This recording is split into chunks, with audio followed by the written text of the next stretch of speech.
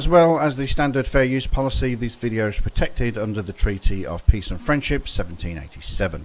Moors are awake. We are taking our place on this planet. Islam Moors. My nationality is Moorish. Identified themselves as Moorish sovereign citizens were arrested after allegedly breaking into an Edmonds home. That group has become notorious for taking over private property and claiming it belongs to them. Cairo 7's Deborah Horn is live in Woodway. And Deborah, Edmonds police have had run-ins with this group several times since October. They tell us that they have seen them, Simney, at least 4 times here in Edmonds, but this is the first time they found someone inside one of these homes. Well, that happened right down this long driveway here in Woodway on Friday night. It was here in this stately home in exclusive Woodway that Edmonds police say the 2 suspects were found. Friday evening around 9 p.m., just after 9 p.m., our officers were dispatched to a burglary in progress. Edmonds Police Sergeant Josh McClure says an alert neighbor noticed someone appeared to be inside this home. The neighbor knew the owners were not here, that indeed the house had been recently sold. When officers arrived on scene, they confronted 2 individuals on the property. They were confrontational, said that this was now their property and the officers were trespassing. More officers arrived and the couple was taken into custody. A 32-year-old Tacoma woman Have a seat, sir. and 46-year-old Marcel Maddox Bey.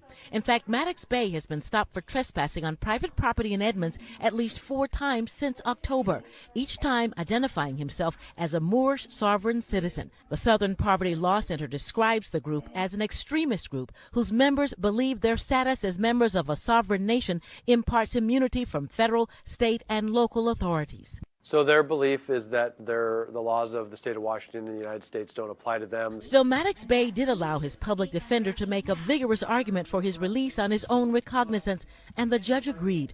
Sergeant McClure says he hopes the arrests send a message that neighbors and law enforcement will remain vigilant. I assume you wouldn't mind if they just moved along as well.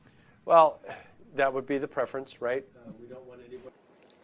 Sergeant McClure says this is actually part of a pattern. The members of this group pick a large home. They're large. The homes here in Woodway are very large.